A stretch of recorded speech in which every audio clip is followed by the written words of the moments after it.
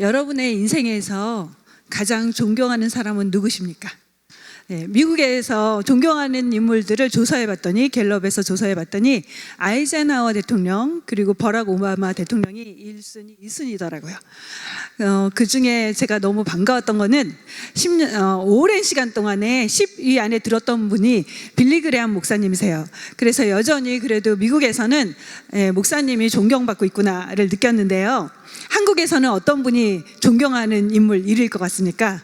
저는 찍었는데 맞았어요. 제가 이순신 장군이라고 합니다. 저희 남편이 그렇게 항상 얘기하는데요. 배를 연구하는 사람으로서 이순신 장군의 탁월함에 대해서 아주 침을 튀겨가면서 얘기하는 사람이거든요. 또 이 두 번째 이순신은 세종대왕이라고 합니다. 네, 여러분 대부분 다 아마 공감하실 텐데요. 네, 여러분의 삶에서 존경하는 분, 여러분의 인생에 가장 큰 영향을 끼쳤던 분 하면 누가 떠오르세요? 네, 남자들은 이렇게 이순신 장군 이런 분들을 존경하는 분으로 많이 이야기하는데요. 최근에 조사 결과에 의하면 부모님도 들어가 있다 그래요. 여자분들은 대부분 가까이 있는 분들을 존경하는 대상으로 거론한다고 합니다. 예. 그런데 이런 빌리 그레함 목사님 혹은 이순신 장군, 세종대왕 혹은 아이젠하워 같은 그런 위인들의 삶을 우리가 알 수 있는 방법은요, 기록물이죠. 기록을 통해서 우리가 그들의 삶을 알게 되는데요. 그런 분들의 공통점이 있습니다. 위대한 삶을 살았던 사람들의 공통점, 아니 모든 사람들의 공통점이 있는데요. 전기문을 보면은 주로 출생에서부터 시작을 하죠. 앞부분은 항상 출생을 다루고 있어요. 그리고 뒷부분은, 마지막 부분은 죽음을 다루고 있습니다. 죽음으로 마무리되는 걸 볼 수 있죠. 끝부분은 예외 없이 다 죽음으로 끝이 나는데요. 죽음으로 끝나는 위인들의 그 삶을 우리가 볼 수 있는데, 세상의 모든 사람들의 끝은 모두 다 동일하게 죽음으로 끝나죠. 그런데 죽음으로 끝나지 않은 단 한 분이 계십니다. 예수님이죠. 단 한 분. 죽음으로 인생의 끝이, 삶의 끝이 죽음이 아닌 분, 단 한 분, 바로 예수님이죠. 예수님에 대한 기록은요, 죽음이 끝이 아니었어요. 죽음으로 끝나는 인생이 아니었죠. 그게 바로 다른 위인들과 다른 모든 위대한 사람들과 예수님과의 차이점이라고 할 수 있어요. 예수님의 끝은 하늘로 올라가시는 거죠. 그 하늘로 다시 돌아가는 것, 그걸 승천이라고 말을 해요. 하늘로 승천하신데요. 또 다른 신학적인 용어는 승귀, 다시 돌아갔다라고 말을 하는데요. 예수님의 삶을 이렇게 신학적으로 보면 이 땅에 오신 것, 성육신, 크리스마스 때 탄생하신 것, 그리고 십자가에서 죽으신 것, 그리고 다시 부활하신 것, 그리고 하늘로 돌아가신 걸 볼 수 있는데요. 예수님의 생애에서 가장 중요한 사건이라고 한다면 여러분 다 아시는 것처럼 십자가의 죽음과 그리고 부활 사건이라고 할 수 있을 거예요. 기독교의 중심은 십자가 부활이죠. 기독교의 정수는 예수님의 죽으심과 다시 사심이라고 할 수 있는데요. 만약 기독교에서 예수님의 부활이 없었다면 어떻게 됐을까? 예수님이 다시 살지 않으셨다면 어떻게 됐을까? 기독교에서 예수님이 다시 살지 않았다면 다른 종교와 똑같아지는 종교로 기독교가 전락합니다. 우리가 기독교는 종교라고 말하지 않아요. 우리는 기독교를 향해서 우리의 신앙이라고 말하죠. 신앙생활, 삶하고 연결된 거로 말을 해요. 죽어있는 어떤 신을 섬기는 게 아니라 살아있는 신과의 관계를 맺는 종교, 그게 바로 기독교, 신앙이, 그래서 신앙이라고 말을 하는데요. 만약에 예수님의 삶이 다른 종교의 창시자들처럼 무덤으로 끝났다면, 죽음으로 끝났다면 모든 걸 다 걸고 믿을 필요가 없죠. 지난주에 우리가 얘기를 했는데, 그리스도인의 능력의 비결, 우리가 예수님 믿으면서 뭔가 정말 이 땅에서 믿는 자들에게 주시는 특별한 능력이 있다고 했는데, 그런 능력을 가지려면 올인하라 그랬죠. 모든 걸 다 걸어야지 능력이 나타난다 그랬어요. 모든 걸 다 걸고 믿는 거. 왜 그렇게 믿어야 될까? 다른 종교들은 그렇게까지 요구하지 않습니다. 너의 마음에 평안을 얻기 위해서 종교생활을 하면 돼. 너가 적당히 필요할 때 찾아와서 위안을 얻으면 돼. 그렇게 말하죠. 그러나 예수님은 그렇게 말씀하지 않아요. 성경은 그런 신앙에 대해서 말하지 않습니다. 너희가 믿으려면 제대로 믿어야 돼. 모든 걸 걸고 믿어야 돼. 때로는 고난도 당해야 되고, 때로는 희생도 해야 되고, 손해도 봐야 되고, 힘겨운 삶을 살아야 된다고, 수고를 해야 된다고 말을 하죠. 예수님이 부활이 없다면 우리가 그렇게까지 모든 걸 걸고 믿어야 될까? 예수님이 죽으신 분으로 끝났다면 우리가 그렇게 희생하며 믿어야 될까? 그렇지 않다는 걸 오늘 성경에서 말해주는데요. 만약에 예수님이 부활하지 않았다면 여러분 마음대로 교회 오셔도 됩니다. 여러분 마음대로 신앙생활 해도 돼요. 즐겁게 신앙생활 해도 됩니다. 즐겁게 할 거 다 하고, 놀 거 다 놀고, 먹고 싶은 거 다 먹고, 여행 실컷 다니고, 그렇게 살다가 힘들 때만 찾아와도 됩니다. 그게 예수님이 죽으셨다면 그렇게 우리가 믿어도 돼요. 그런 신앙생활에도 아무 문제가 없습니다. 그러나 우리는 성경은 우리의 신앙생활을 그렇게 하라고 말하지 않고 있죠. 왜 그럴까? 예수님의 부활 사건이 우리에게 주는 대단히 중요한 메시지가 있습니다. 예수님 부활하신 것, 그게 우리의 신앙생활에 어떤 의미일까? 그리고 예수님의 부활은 정말 사실일까? 성경에서 예수님의 사역, 예수님이 행하신 모든 일들, 예수님의 가르침의 절정, 클라이막스가 바로 예수님의 부활이라고 말해주고 있거든요. 그래서 십자가의 사건 대단히 중요하지만 십자가로 끝났다면 구원의 완성이 아니다라고 말하고 있어요. 예수님이 부활하셨기 때문에 구원이 완성됐다라고 말해주는데요. 우리가 예수님의 부활을 왜 믿어야 될까? 예수님의 부활은 과연 정말 사실일까? 죽은 자가 어떻게 다시 살 수 있을까? 우리는 대부분 교회를 다니고 있는 분들 다 믿고 있지만 죽은 자가 다시 산다는 거 참 사실은 참 굉장히 이성적인 분들, 교회 처음 오신 분들 믿기가 어려운 사실이죠. 그러면 부활은 정말 믿을 만한 확실한 증거가 있는가? 네, 성경에서는 증거가 있다고 우리에게 증거를 제시해주고 있습니다. 오늘 그 증거를 중심으로 같이 살펴보려고 하는데요. 부활에 관한 4개의 기록, 복음서, 예수님의 기록을 통해서 같이 살펴보려고 합니다. 오늘 말씀의 배경은요, 마태복음 27장 62절부터 나오는데요. 배경을 저희가 같이 보면서 오늘 말씀 보려고 하는데요. 63절 말씀 우리 같이 보겠습니다. 읽겠습니다.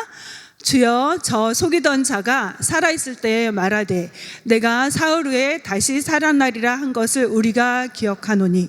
네, 이 말은 누가 했냐면요, 예수님이 운명하신 후 유대의 종교 지도자들, 대제사장들, 그리고 바리새인들이 빌라도를 향해 찾아가서 한 말이에요. 예수님이 운명하신 다음에 사람들은 죽었으면 이제 끝이라고 생각하잖아요. 이제 끝이다 하고 갈 텐데, 손을 털 텐데, 종교 지도자들은 그 이후에 어떤 액션을 취해요.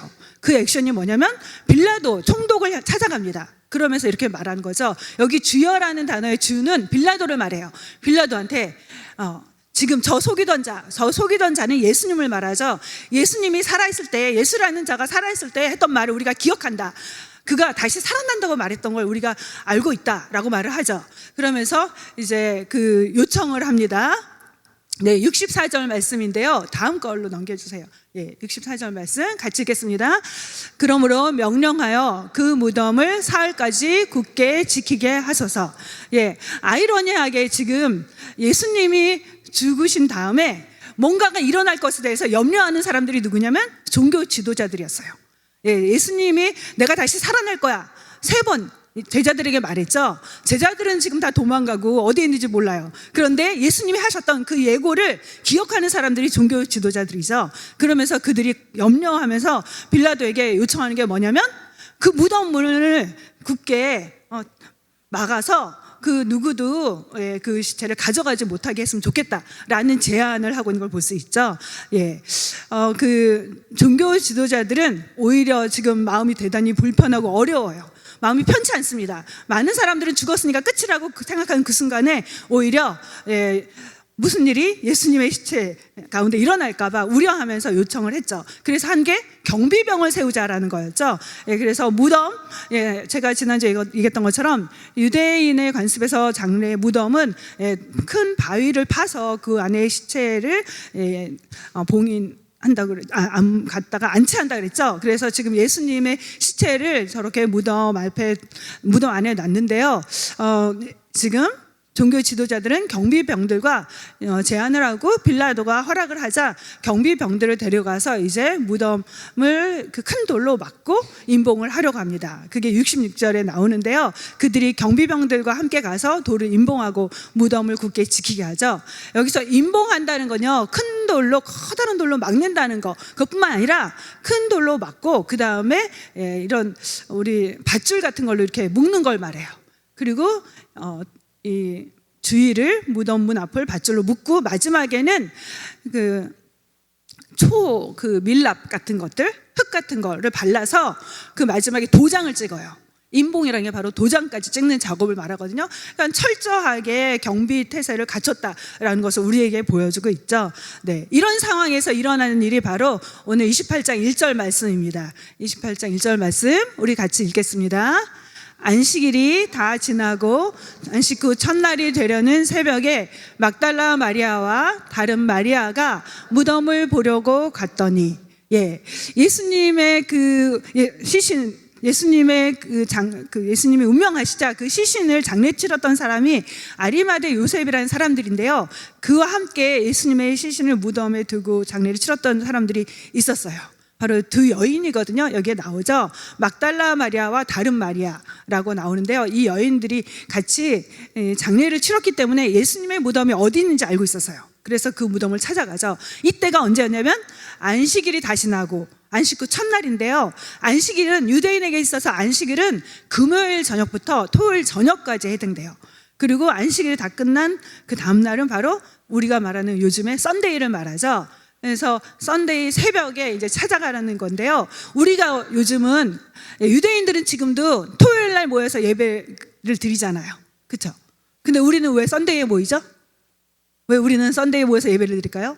예수님이 안식 후 첫날 주일에 일요일에 죽음에서 다시 살아난 날을 기념하기 위해서 바로 주일에 예배를 드리고 있습니다. 그래서 바로 그때 예수님은 안식 후 첫날이니까 유대인은요, 우리는 만으로 하나를 계산하지만 하루에 아침이든 저녁이든 하루로 쳐요. 금요일날 돌아가셨고 그 다음에 토요일 썬데이니까 3일째 되는 날, 바로 그때 이제 두 명의 여자들이 예수님을 찾아간 그 사건을 다루고 있는데요.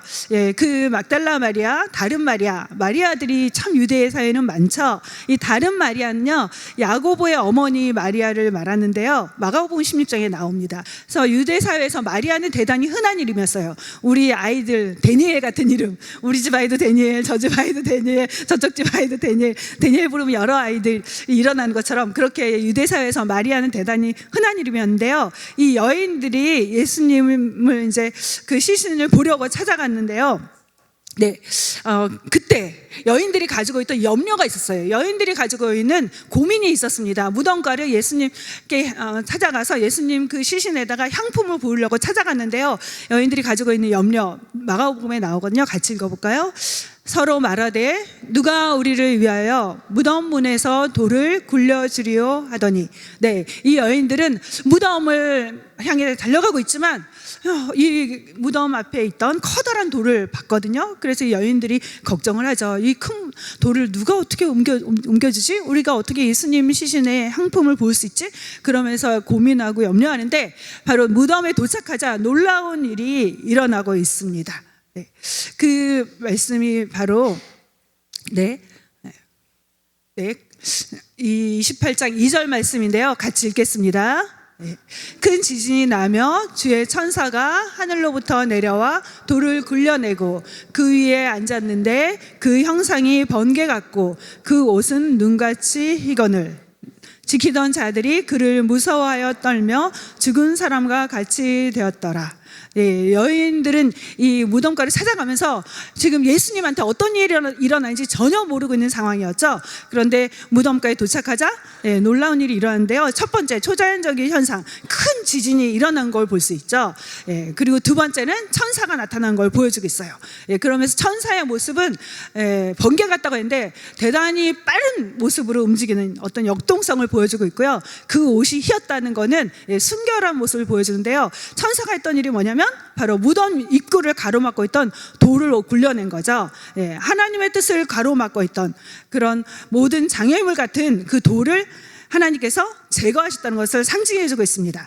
그 순간에 무덤을 지켰던 경비병들은 너무 놀랐겠죠. 땅이 흔들리고 그리고 천사가 나타나고 그랬을 때 경비병들은 너무나 두려움 가운데 공포 가운데서 거의 죽은 사람처럼 떨면서 넘어져 있는 그런 모습인데요. 이때 천사가 한 말이 5절부터 쭉 나오는데요. 우리 같이 읽겠습니다. 천사가 여자들에게 말하여 이르되 너희는 무서워하지 말라. 십자가에 못 박히신 예수를 찾는 줄을 내가 아노라. 그가 여기 계시지 않고 그가 말씀하시던 대로 살아나셨느니라. 와서 그가 누우셨던 것을 보라. 이 천사들은 여인들이 무덤가에 왜 왔는지 알고 있죠.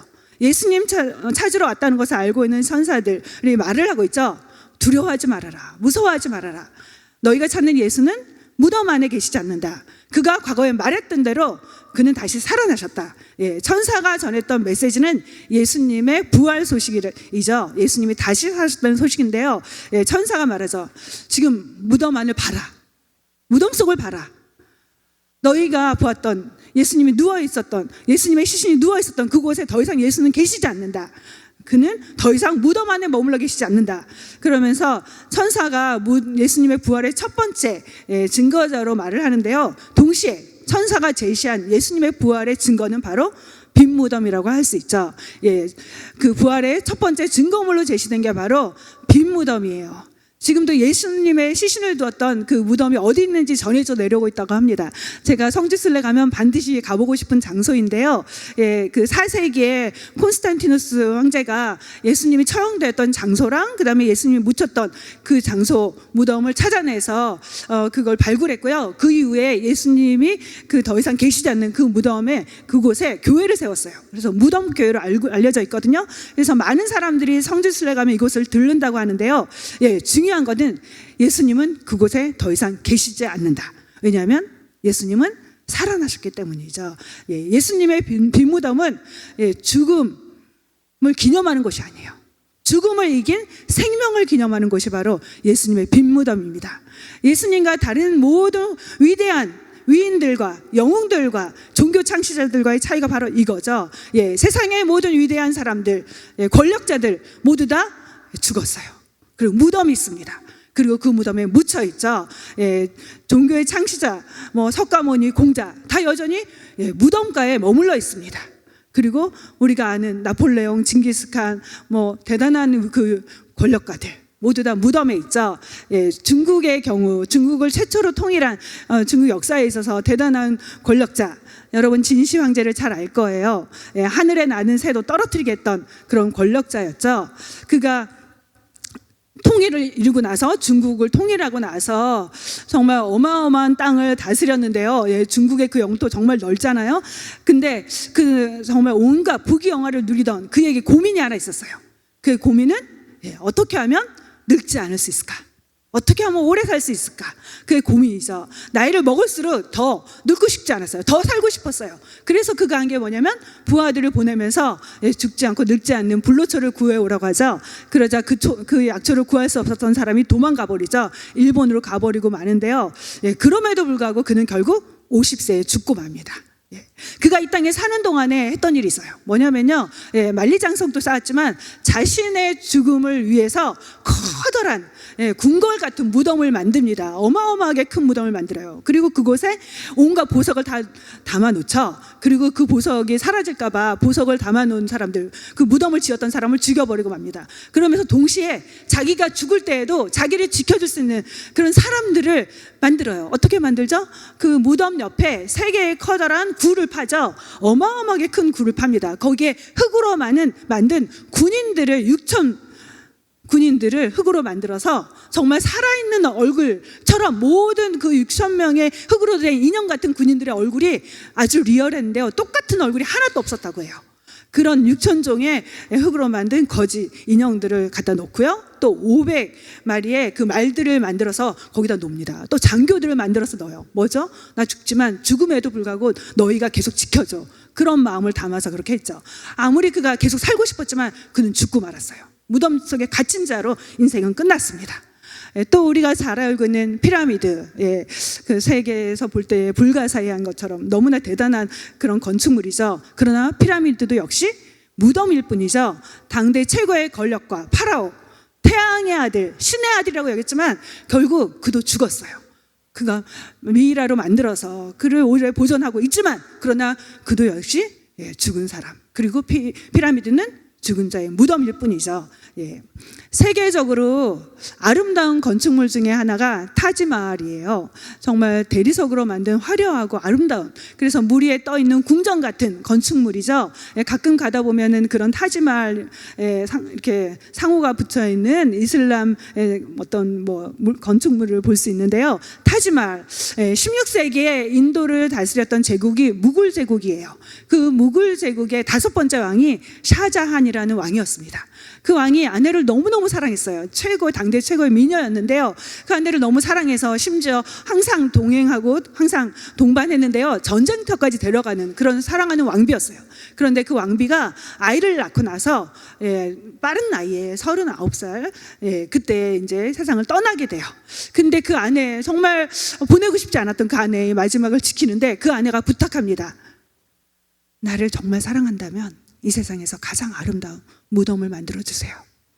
그 마지막 아내의 유언을 듣고 했던 게 뭐냐면 바로 세계에서 가장 화려하고 멋있고 아름다운 그 궁전 같은 그 무덤 타지마할을 만든 거예요. 아무리 화려하고 멋있어도 세계에서 정말 궁전 같은 건물이다 해도 결국 무덤일 뿐입니다. 무덤, 죽은 왕비의 무덤일 뿐이죠. 우리나라에서도 대단히 좋은 장소들, 여러분, 저는 참 깜짝 놀랐는데요. 제가 한국 갔을 때 가족들하고 명절에 놀러 갔던 곳이 있어요. 알고 봤더니 왕릉이었거든요. 우리나라에 정말 옛날에 저 나이 또래는 수학여행 간 곳이 경주 같은 데잖아요. 그런 곳, 결국 뭐죠? 화려하게 만들어 놓은 곳, 대부분 왕의 묘지이고 왕비의 묘지죠. 왕족들의 묘지이죠. 아무리 큰 대단한 힘을 가졌다 해도 그들은 모두 다 무덤에 갇혀 있고 무덤에 죽어 있고 무덤에 묻혀 있습니다. 그러나 예수님은 죽음으로 끝나지 않았어요. 예수님은 죽음을 경험하셨지만 죽음을 뚫고 다시 일어나신 분, 다시 살아나신 분이 바로 예수님이죠. 우리가 무덤 문을 젖히고 살아나신 예수, 우리가 왜 예수님을 지금도 2000년 동안 믿고 있냐면요, 무덤을 뚫고 살아나신 분이기 때문에 믿고 있는 거죠. 역사적으로 예수님과 비교했던 영웅 알렉산더를 많이 이렇게 비교하는 건 하는데요. 알렉산더도 이 땅에서 33년을 살았다 그래요. 예수님도 33년을 사셨죠. 알렉산더, 정말 그 그리스, 이집트로부터 유럽과 또 아프리카와 또 아시아까지, 인도까지 어마어마하게 넓은 땅을 차지했습니다. 정말 10세 때부터 그 용맹한 장군이었죠. 그러면서 제국을 이뤘는데요. 그리고 그가 정말 많은 땅을 가서 전쟁을 일으키면서 승리하고 정복하고 다스리는 정말 그 역사적으로 아주 유명한 영웅이라고 할 수 있는데요. 예수님과 비교해 봤을 때, 그러나 지금 그는 무덤 속에 있죠. 예수님은 이 땅에서 전쟁 한번 해본 적 없습니다. 많은 땅을 차지해 본 적 없어요. 그러나 지금 예수님은 여전히 이 지나간 2000년 동안 많은 사람들에게 삶의 변화를 주고 많은 사람들에게 소망을 주고 많은 사람들에게 영향을 끼치고 있는 분, 바로 예수님과의 차이를 볼 수 있죠.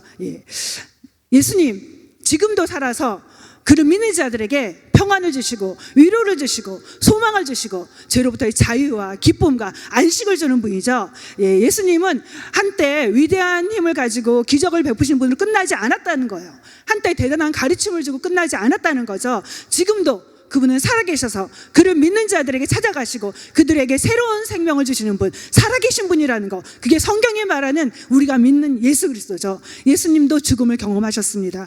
예수님도 죽음을 맛보셨습니다. 죽음의 그 깜깜하고 음침하고 어둠 속에 갇힌 적이 있으셨어요. 그러나 예수님은 무덤 속에 묻어 계신 분이 아니죠. 예수님의 부활, 우리가 왜 믿어야 될까? 빈 무덤이 증언하고 있습니다. 두 번째, 예수님의 부활을 믿을 수 있는 증거가 있는데요, 증인들이 많다는 거예요. 법정에서는요, 어떤 사건의 시시비비를 가릴 때, 사실인지 거짓인지 진위를 가릴 때 필요한 게 바로 증거와 증인이죠. 예수님의 증거, 빈 무덤이 있고요, 예수님의 증인들이 수없이 많은데요, 유대인의 법에서 몇 사람의 증인을 필요로 하냐면요, 2명, 3명이면 충분합니다. 2명, 3명만 있으면 돼요. 그런데 예수님의 부활의 증인은 몇 명이나 될까?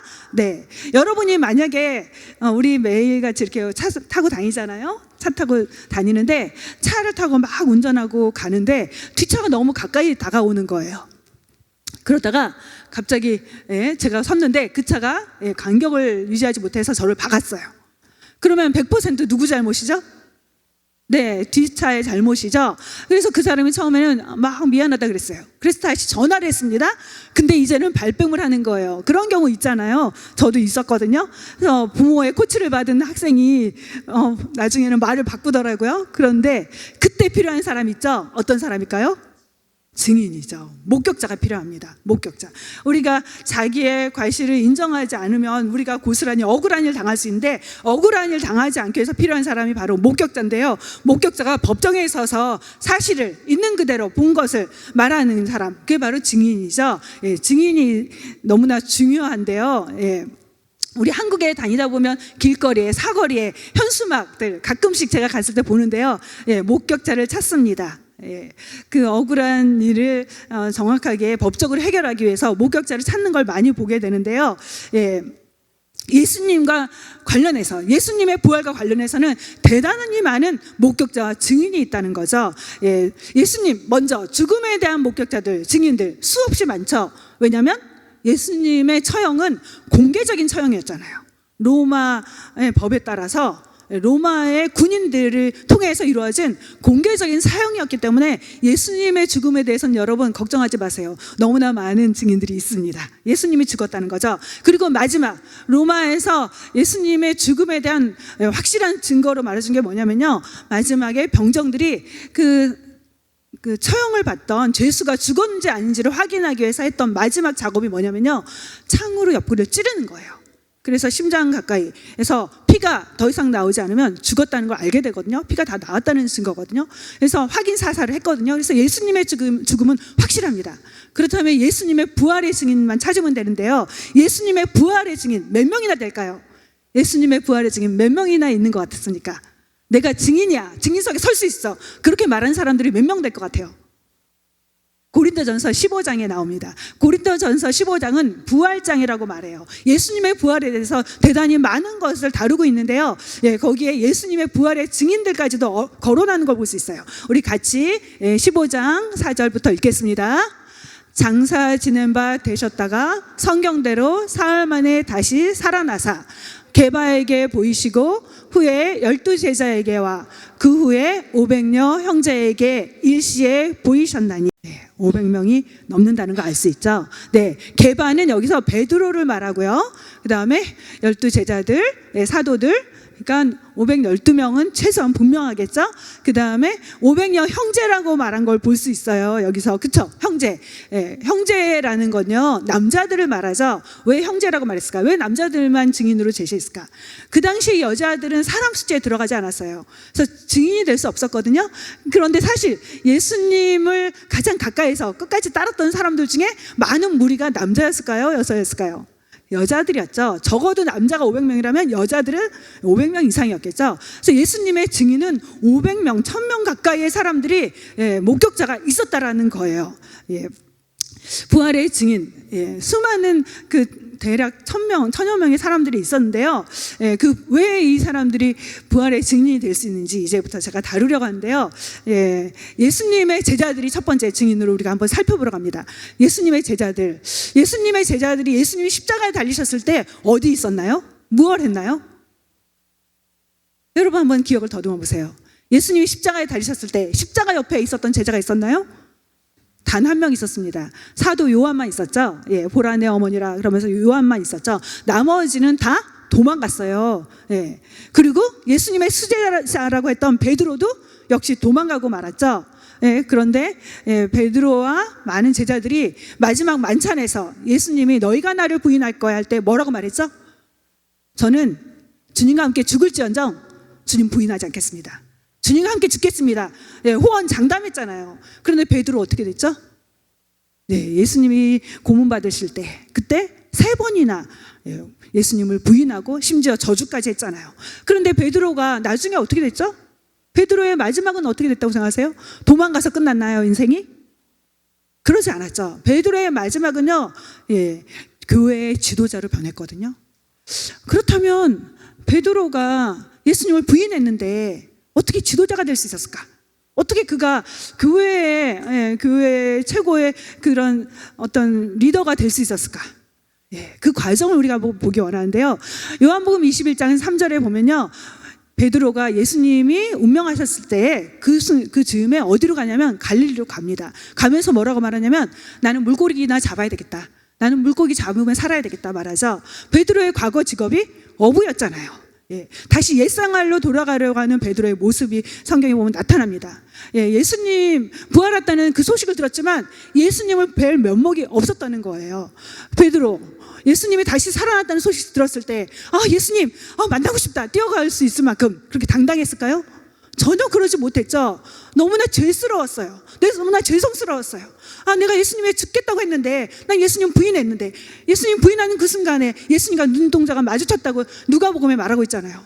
그 이후에 그가 회개했지만 여전히 예수님을 만나뵐 만큼 그렇게 그 마음이 편하지 못했죠. 그래서 다시 옛생활로 가려고 했던 정말 주님을 다시 만난다면 쥐구멍이라도 숨고 싶었던 그런 심정인데, 죄책감, 자괴감에 빠져있는 근데 어떻게 교회 지도자가 될 수 있었을까? 부활하신 예수님이 찾아왔다는 거예요. 그를 변화시킨 건 그 자신의 어떤 자기가 나는 그래 괜찮아, 회개했으니까 괜찮아, 그래도 괜찮을 거야, 이렇게 자기 세뇌로 해서 지도자가 된 게 아니었어요. 도저히 예수님 앞에 설 수 없었던 자였지만 부활하신 예수님이 그를 만나주십니다. 그를 만나주셔서 말씀하시죠. 내가 나를 사랑하느냐? 내가 나를 사랑하느냐? 내가 사랑한다면 너의 실패도 괜찮아, 너가 부족해도 괜찮아. 그를 용서하시고 그를 다시 주님의 사랑으로 일으켜 세우시면서 다시금 사명을 감당할 수 있는 사람으로 예수님이 변화시켜 가시죠. 그를 지도자로 세웁니다. 그러면서 하신 말씀이 내 양떼를 먹여라. 너 실패했지만 괜찮아. 실패를 경험한 자지만 지금 실패하고 있는 자들은 네가 나의 사랑 안에서 회복돼서 일으켜주는 일을 해라. 충분히 내 사랑 안에 거하면 할 수 있어. 그러면서 그에게 새로운 사명을 보여주신 거 예수님이셨죠. 예수님이 그를 하셨기 때문에 베드로는 당당하게 교회의 지도자로 설 수 있었던 거죠. 베드로의 변화, 바로 부활의 증거인 거죠. 또 부활의 확실성은 우리가 제자들의 삶을 통해서 볼 수 있는데요. 예수님 십자가에 달리시고 죽으실 때 다 도망갔던 제자들, 마지막이 어떻게 되었을 것 같으세요? 제자들의 마지막, 대부분은요, 한 명, 사도 요한은 유배지에서 죽었고 나머지 다는요 순교당했습니다. 엄청나게 고통 가운데, 고난 가운데 죽어갔는데요. 우리 잘 아는 것처럼 베드로는 로마에서 거꾸로 매달려 죽었고요. 안드레는 그리스에서 엑습자형에 매달려서 순교당했고요. 또 세베대 아들 야고보는 잘 아시죠? 헤롯 왕에서 목베임을 당해요. 참수를 당했고요. 또 마태는 칼에 찔려서 그렇게 암살당하고, 또 그 밖에 바돌로메는 우리가 여러분 잘 모르지만 제자들 중에 바돌로메가 있잖아요. 바돌로메는 아르메니아에서 피부 껍질이 벗겨지면서 그렇게 살해를 당했습니다. 그리고 다데오는 페르시아에서 전쟁용 도끼에 순교를 당했어요. 또 작은 야고보는 예루살렘에서 돌에 맞아 죽고, 또 가룟유다 대신에 세워졌던 마띠아는 에디오피아에서 처형을 당합니다. 그들이 전했던 메시지가 뭘까? 죽어가면서 전했던 메시지가 뭘까? 예수님의 죽으심과 부활이었죠. 죽어가면서 전할 수 있는 메시지, 내가 믿지 못하는데 그걸 전할 수 있을까? 내가 알지 못하는 말을 하면서 죽을 수 있을까? 여러분 그럴 수 있으세요? 내가 믿지도 않고 내가 경험하지도 않은 것을 말하면서 죽을 수 있으세요? 그들이 예수님의 부활을 전하면서 죽을 수 있었던 건 단 한 가지예요. 그들이 부활하신 주님을 직접 만났기 때문이죠. 주님을 직접 목격했기 때문이죠. 예수님의 부활을 경험한 또 다른 제자, 도마라는 제자가 있는데요. 도마는 우리들의 상태를 잘 대변해주는 제자라고 할 수 있죠. 도마하면 우리 잘 알죠. 의심의 대명사, 의심의 아이콘이죠. 우리의 마음을 잘 표현해 주는데요. 도마도 예수님의 부활을 믿지 못했어요. 그래서 도마가 부활하신 예수님 만난 장면을 대단히 성경에서 상세하게 다루어 주는 걸 볼 수 있는데요. 요한복음 20장 26절 27절 말씀이에요. 우리 같이 이 사건, 이 26절 이전에 있었던 일이 뭐냐면요, 먼저 이제 제자들이 부활하신 예수님을 만나게 돼요. 먼저 예수님이 몇몇 제자들이 있는데 그때 찾아오셨어요. 그래서 예수님을 만납니다. 부활하신 예수님 만났어요. 그때 다른 제자들이 예수님 떠나가신 다음에 말을 해요. 도마가 있을 때 말해요. 도마가 없던 자리에서 예수님이 찾아왔거든요. 그래서 다른 제자들이 도마에게 말해요. 우리가 부활하신 예수님 만났어. 예수님 우리 찾아오셨어. 예수님은 다시 살아나셨어. 이 말을 했을 때 도마가 듣고 뭐라고 말하죠? 나는 못 믿어.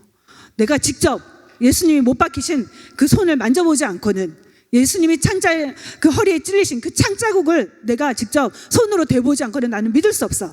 대부분의 실증적인 사람들이 그렇게 말하죠. 내가 직접 봐야지만 믿을 수 있어. 그런 사람들을 대변한 거죠. 그때 예수님이 찾아오시죠. 찾아오시면서의 말씀이 오늘 본문인데요. 우리 같이 읽어볼까요? 여드레를 지나서 제자들이 다시 집 안에 있을 때 도마도 함께 있고 문들이 닫혔는데 예수께서 오사 가운데 서서 도마에게 이르시되 내 손가락을 이리 내밀어 내 손을 보고 내 손을 내밀어 내 옆구리에 넣어보라. 그리하여 믿음 없는 자가 되지 말고 믿음 없는 자가 되라. 네. 예수님께서 다시 찾아오셔서 예수님의 손을 보이시면서 그 창자국을 보이시면서 도마에게 확실하게 증거해 주시죠. 그 예수님을 만난 다음에 도마가 어떻게 죽은지 아세요? 믿지 못했던 도마의 마지막 죽음, 페르시아, 인도까지 찾아갑니다. 예수님의 부활을 전했죠. 그리고 마지막에 창에 찔려 죽게 되거든요. 도마 역시 부활하신 주님을 만났기 때문에 삶이 변화됐고 순교할 수 있었던 거죠. 그 도마, 그 애가 했던 부활하신 주님을 만난 다음에 그의 고백이 있어요. 대단히 유명한 고백인데요. 28절 말씀이에요. 나의 주님이시여 나의 하나님이십니다. 이 고백은 예수님을 바로 세상을 창조하신 하나님, 세상을 다스리신 하나님, 전능하신 하나님, 위대하신 하나님이라고 하는 고백이죠. 그가 아마 이 고백은 절대로 서서 하지 못했을 거예요. 그는 예수님, 부활하신 주님을 만나고 부활하신 주님의 그 손자국, 못자국을 보면서 그가 아마 그 바닥에 덜썩 주저앉았을 거예요. 어쩌면 그 눈에서 눈물이 흘렀을지도 몰라요. 아, 내가 믿었던 예수님이 바로 전능하신 하나님이구나. 그분은 단지 기적을 행하시는 분, 그 이상이었어. 그분은 창조주였어. 그분은 온 세상에 유일하신 참 신이야, 참 진리야 라는 고백을 그 순간에 했던 거죠. 여러분은 예수님을 어떤 분으로 알고 있어요? 어떤 분으로 믿고 있습니까? 여러분은 예수님 앞에 그분은 대단히 훌륭한 분이야, 그분은 기적을 행해서, 그런 수준으로 믿고 있습니까? 부활의 증인은 성경에 수도 없이 많아요. 사도 바울, 예수 믿는 사람들을 잡아다가 감옥에 가뒀잖아요. 예수 믿는 자들을 향해서 돌을 던졌던 사람이에요. 기독교인들 중에, 성도들 중에 최초의 순교자가 스데반이죠. 스데반을 유대인들이 처형할 때 스데반 죽여야 돼, 예수 믿는 자 죽여도 돼, 그거 합당해, 그거 바른 일이야 하면서 뒤편에서 모든 법적인 책임을 졌던 사람 중에 하나가 사도 바울이었어요. 그는 예수 믿는 자들을 죽이려고 했던 사람이에요. 옥에 가두려고 했던 사람이에요. 어떻게 하면 예수 믿는 자를 다 없앨까? 그의 삶의 목적은 그거 하나였어요. 그런데 그가 변했죠. 어떻게? 부활하신 예수님 만나면서 그는 예수의 증인이 되기 시작해서, 그리고 지금 우리가 읽고 있는 성경의 13권을 기록한 부활의 증인으로 그의 인생을 마쳤죠. 그리고 마지막은 참수당하면서 목이 잘리면서까지 예수님을 전한 삶으로 마무리했던 걸 우리가 볼 수 있죠. 나는 예수님을 어떤 분으로 알고 있는가? 나는 예수님을 어떤 분으로 고백하고 있는가? 예수님 정말 탁월한 윤리적인 가르침을 주신 분 맞습니다. 그리고 예수님 병든 자를 치유하시고 바람을 잔담케 하신 능력의 예수님, 기적을 행한 분 맞습니다. 그러나 기억하십시오. 예수님은 그 이상의 분이라는 거, 예수님은 하나님이시라는 거, 예수님은 창조주라는 거, 예수님만이 유일한 구원자이시며 진리라는 걸 기억하십시오. 저도 또 이미 예수님 믿고 있는 많은 분들이 바로 예수님의 증인이 될 거예요. 저는 예수님의 증인입니다. 저의 삶 가운데 예수님이 찾아오셨기 때문에 저의 삶이 변했어요. 제가 이 자리에 있었는 거 제 힘으로 된 게 아니에요. 예수님이 찾아오셨기 때문에 지금 예수님을 전하면서 살고 있게 된 거죠. 예수님 기억하십시오. 예수님은 무덤 안에 머물러 있는 분이 아닙니다. 예수님은 죽으셨지만 무덤을 뚫고 일어나신 분이에요. 무덤을 정복하고 일어나신 분이에요. 예수님 지금도 살아계셔서 그를 믿는 자들에게 새로운 생명을 주시는 분, 새로운 삶을 살게 하시는 분, 우리를 새롭게 하시는 분, 우리를 변화시키는 분이죠. 여러분 살면서 뭐가 기적이라고 생각하세요? 어떤 게 기적이라고 생각하세요? 바람이 잔잔해지는 거, 그런 것도 기적일 수 있지만 정말 기적 중에 기적은 뭘까요? 저는 사람이 변하는 거라고 생각해요. 사람이 변하는 거 어렵거든요. 쉽지 않거든요. 나 이거 버려야지, 이렇게 하지 말아야지. 여러분 그거 금방 되나요? 아이들한테 소리 지르지 말아야지, 금방 되나요? 욕심 부리지 말아야지, 얘 공부 못한 거 성적 나쁘다고 절대 화내지 말아야지, 그게 그렇게 되나요? 금방 잘 안 변해요. 내 성격도 잘 안 변합니다. 그래서 속담에 3살 버릇 여든 간다고 하잖아요. 사람 잘 안 변해요. 간혹 특별한 사건을 당하거나 암에 걸렸다가 살아난 분들 조금 변할 수 있죠. 커다란 일을 당하면 조금 변할 수 있어요. 사람은 좋게 변하는 걸 변화라고 하는데 저절로 놔두면요 좋게 잘 변하지 않아요. 대부분 그냥 방치하면 어떻게 되죠? 음식을 계속 방치하면 그대로 있나요? 더 좋아지나요? 좋아지지 않고 변화가 아니라 변질이 되죠. 나빠져요. 우리도 우리 자신을 그냥 방치하면요 어떻게 될까요? 더 이기적인 사람으로 갑니다. 분명해요. 더 욕심부리게 돼 있어요. 더 욕망에 불타오른 삶을 살 거예요. 더 좋게 되는 거 절대로 그냥 되지 않습니다. 예, 상태가 나빠지는 변질이 아니라 상태가 더 좋아지는 변화. 뭔가에 특별한 이게 작용을 해야 되는데요. 여러분들이 예수 믿으면서 더 사랑했나요? 더 이전보다 더 이타적으로 변했나요? 더 용서를 더 많이 하고 있나요? 더 잘 섬기고 있나요? 예수님이 하신 일이죠. 우리를 좋게 변화시키는 분 바로 예수 그리스도죠. 예수님을 제대로 만나면 변화됩니다. 우리 상태가 더 사랑할 수 있고 이기적인 사람에서 이타적인 삶으로 변화될 수 있고 아직 완전하지 않지만 그래도 더 용납하게 되고 더 불쌍히 여기게 되고 더 나누게 되고 더 섬기는 삶으로 변화시켜 가시죠. 누가? 예수님이 우리 안에 들어오시면 예수님을 믿게 되면 그의 생명이 우리 안에서 하시는 일이죠. 부활하신 예수님이 우리를 만나주시면 반드시 변화가 일어납니다. 세계 역사 속에서 가장 가난한 나라, 가장 빈곤한 지역을 찾아가는 분들 누굴까요? 역사적으로 2000년 동안 버림받은 아이들, 병든 아이들, 버림받은 여성들 찾아간 사람 누군지 아세요? 무수히 많은 사람들이 예수님의 이름으로 선교지를 찾아갔습니다. 제가 수도 없이 많이 얘기하잖아요. 우리나라의 첫 번째 교육을 받은 여성, 병들어서 버려진 여성 누가 찾았죠? 그 여성을 데리고 선교사였어요. 왜 선교사님들이 그렇게 했을까? 그들 안에 계신 예수님의 사랑 때문에 그 일을 한 거죠. 지금도 아이들 데리고 우리 최기석 선교사님도 그 어린애들 데리고 가서 복음을 전하면서 가난한 나라에서 열악한 나라에서 요즘 막 그런 동남아시아에서는 막 이렇게 유괴도 있고 살인도 있고 사람을 막 팔아 넘기는 일들이 많은데 그럼에도 불구하고 그곳에서 아이들 데리고 선교하는 이유가 뭐죠? 예수님의 사랑 때문이죠. 예수님의 사랑을 맛봤기 때문에 그 사랑이, 그 예수님의 생명이 우리 안에서 역사하는 거죠. 예수님의 부활의 생명은 지금도 우리 안에서 일하고 있습니다. 그렇다면 예수님의 부활의 사건이 우리에게 주는 의미는 뭘까? 예수님 부활하셨다면 예수님의 부활의 사건이 우리에게 말해주는 건 뭘까? 우리의 신앙생활에 어떤 영향을 끼칠 수 있을까? 첫 번째는 예수님이 부활하지 않았다면 우리는 여전히 죄 가운데 있게 돼요. 구원은 완성되지 않습니다. 구원은 예수님의 부활로 인해서 완성이 된다고 했는데요. 요즘 아픈 아이들이 참 많죠.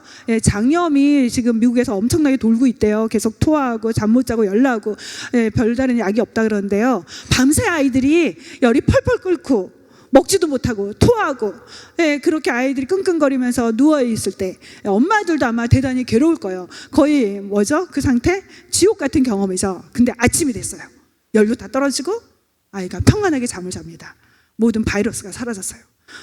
병이 떠나가는 것처럼 우리의 죄의 병이 예수님의 부활로 인해서 떠나가게 된 거죠. 모든 죄가 예수님 안에서 해결되는 거, 그게 바로 예수님의 부활 사건이 우리에게 주는 메시지입니다. 또 예수님이 부활하심으로 이 땅의 모든 최고의 공포, 최고의 두려움, 최고의 괴물 같은 죽음이 정복이 됐죠. 그래서 십자가를 통해서 예수님 부활하신 사건은 죽음을 정복한 사건이거든요.